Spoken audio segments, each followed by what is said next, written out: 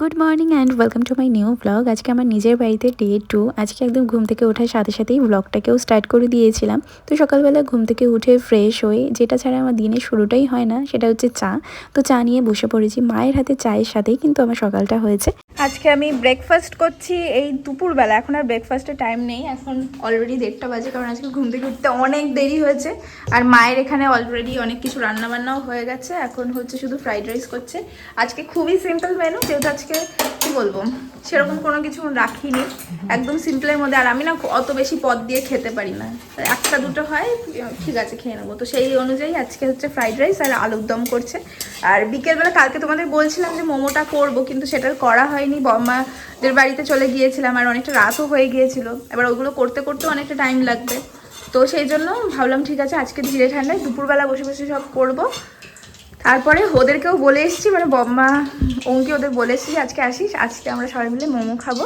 But আজকে হয়তো আমি আর এখানে থাকবো না, রাতের দিকে হয়তো বাড়ি চলে যাব। তো ইচ্ছা ছিল আজকের দিনটা থাকার, কিন্তু সামনেই আবার কিছুদিন পরে আসতে হবে, একটা স্পেশাল অকেশন আছে আমাদেরকে নিয়েই। তো সেই কারণে ভাবলাম যে ঠিক আছে আজকে যাই, আর কদিন পর তো আসবোই। আর সেদিনও ইচ্ছা আছে এসে একদিন থাকবো, পরের দিন চলে যাবো, এরকম একটা ব্যাপার। তো এটাই আর কি।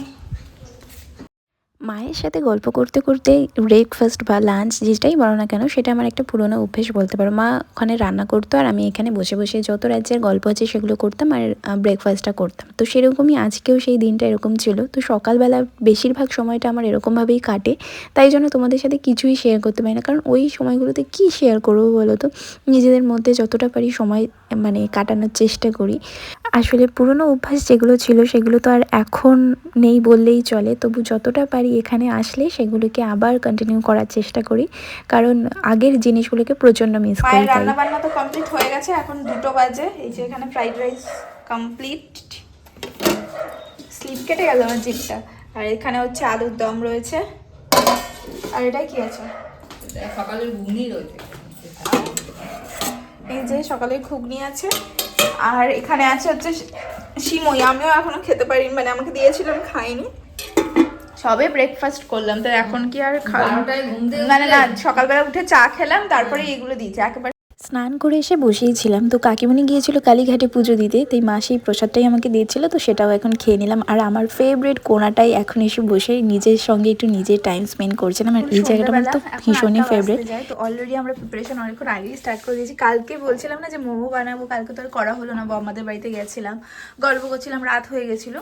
তো আজকে সেটা বানাচ্ছি। তবে আজকে একটা কথা বলবো, আজকে আমার বাড়ি যাওয়ার কথা ছিল, কিন্তু সেটা ক্যান্সেল হয়ে যায়, সেটা কালকে যাবো। আমি ভেবেছিলাম আজকে এই সমস্ত করে ঠুরে খাওয়া দাওয়া করে, মানে মোমো পার্টিটা করে আমরা বাড়ি যাব। তো আজকে সৌরভ বললো ঠিক আছে, আজকে ও কোনো কারণে আসতে পারেনি, তো সেটা কালকে আমি যাচ্ছি। তো ভালোই হয়েছে, রিল্যাক্সে সব কিছু আয়োজন করতে পারবো, গল্প করতে পারবো সবার সাথে, আর একটু টাইম বেশি পেলাম আর কি। তো চলো, অলরেডি অনেকটা প্রসিকিউট এগিয়ে গিয়েছে। তো মোটামুটি মা ময়দা মেখে দিয়েছে, আমি ওদিকে চাটনিটা বানিয়ে ফেলেছি। আর তার সাথে এখন শুধু ওই মানে চিকেনের যেটা মানে কোটিংটা, সেইটা শুধু এখন পুরটা বানানো বাকি আছে। তো চলো সেটাই তোমাদের দেখাই। তো এই যে এখানে ঢাকনা মতো দাও। তো মোটামুটি এর মধ্যে আছে হচ্ছে চিকেনটাকে ফার্স্টে কিমা বানিয়ে নিয়েছি মিক্সিতে পেস্ট করে, আর তার সাথে এখানে হচ্ছে পেঁয়াজ কুচি, একটু ধনেপাতা।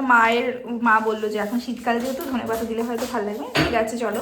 তার সাথে এটা হচ্ছে সয়া সস, একটু নুন দিয়েছি, একটু গোলমরিচ দিয়েছি, তো গোলমরিচটা একটু কম পড়ে গেছে, তো সেই কারণে একটুখানি লঙ্কার গুঁড়ো অ্যাড করবো, দিয়ে এটাকে ভালো করে মাখাবো।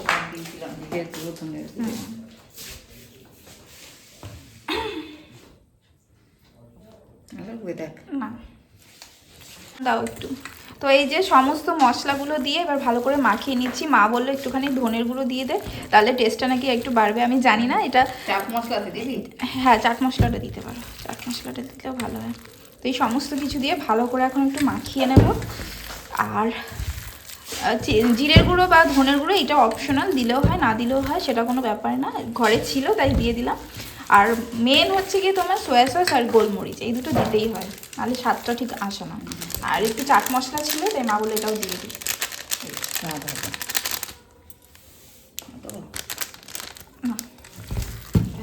এই যে মেখা হয়ে গেছে, মানে পুরটা অলরেডি রেডি। এবার শুধু মোমোগুলো বানানো বাকি আছে। আর এই আদাটা হয়নি, গোটা আছে। আচ্ছা, যেটা বলতে ভুলে গিয়েছি, মেইন ইনগ্রিডিয়েন্টস হচ্ছে রসুন আর আদার পেস্ট। এইটা কিন্তু দিতেই হবে, নালে কিন্তু ভালো লাগবে না। আর পেঁয়াজটা যেহেতু কুচি করে দিচ্ছি, সেহেতু পেস্ট না করে দিলেও হয়, আমি তো দিইনি। কিন্তু পেঁয়াজ রসুন এই আদা রসুনটা কিন্তু মাস্ট লাগবে। চলো, মাখা কমপ্লিট। তো এই যে এখানে ময়দাটাও কিন্তু মাখা হয়ে গেছে, মা মেখে দিয়েছে এটা, আমি ততক্ষণে এই প্রিপারেশনগুলো করছিলাম। তো এখন মা চা বসিয়েছে এদিকে, আর মোমোর চাটনিও রেডি হয়ে গেছে, তবে আমার মনে হচ্ছে একটু কম হয়েছে। তো যেহেতু ঝাল তো অতটা কেউ খেতেও পারবে না, তাই জন্য আমি একটু অল্প করেই বানিয়েছি। তো আর একটু করলে মনে হয় ভালো হতো, অনেকটাই কম হয়েছে। এটাও আমি বানিয়েছি হচ্ছে টমেটোটাকে প্রথমে একটু পুড়িয়ে নিয়েছি, মা সেটাকে পুড়িয়ে দিয়েছে, আর তখন আমার কোনো ভিডিও করা হয়নি।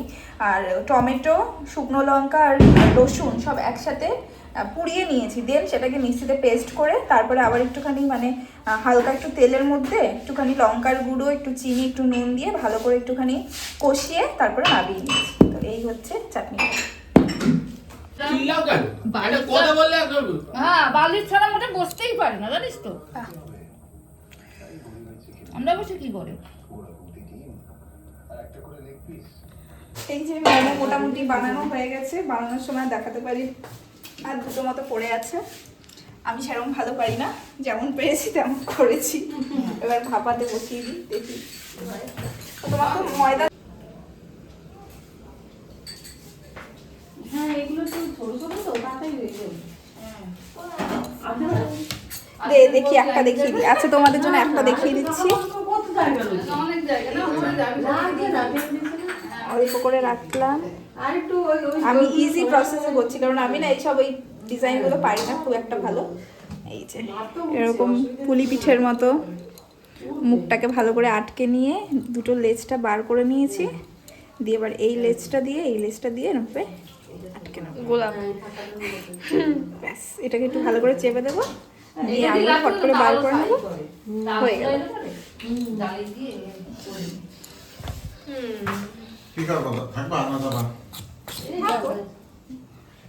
হবে 9:30 বাজে, এখান দিয়ে এইটুকুনি।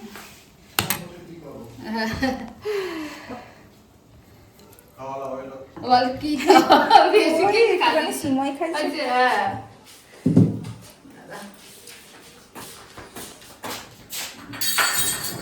ক্যামেরার কোয়ালিটি মনে হচ্ছে একটু ভালো হয়ে গেছে। এক লট হয়ে গেছে, এরকম হয়েছে দেখতে অনেকটা। আর এখানে মা আবার বসিয়ে দিচ্ছে, কয়েকটা আছে। আর দেখি হয়ে যদি আবার একটু থাকে তাহলে প্যান ফ্রাইড মোমো করার ইচ্ছা আছে, জানি না হবে কিনা। খেয়ে দেখ কেমন হয়েছে, জানি না। হাতটা ধুয়ে আসি, ওয়েট। না ভাই, মোমো পিওর আই হেভি। আমরা তাহলে কি আবার করা যেতে পারে? 100 বার। আচ্ছা, নেক্সট বার আসছে বার আবার আসবো, তখন আবার হবে। ঠিক আছে। অঙ্কি আর বম্মাকে তো টেস্ট করতে দিয়েছিলাম, ওরা বললো বেশ ভালোই হয়েছে। তখন উত্তু আর পুচুকেও বলেছিলাম, তো ওরা বললো তখন খাবে না, তাই ওরা একটু পরে খাবে বললো। তো সেই জন্য নেক্সট যে কটা বাকি ছিল সেগুলো বানিয়ে নিচ্ছিলাম। তো চলো আজকের এই ভিডিওটা না এখানেই এন্ড করবো। আর সত্যি কথা বলতে সত্যি আমিও টেস্ট করে দেখেছি, ইভেন বাড়ির সবাই টেস্ট করেছে, সত্যিই ভীষণই সুন্দর হয়েছিল খেতে।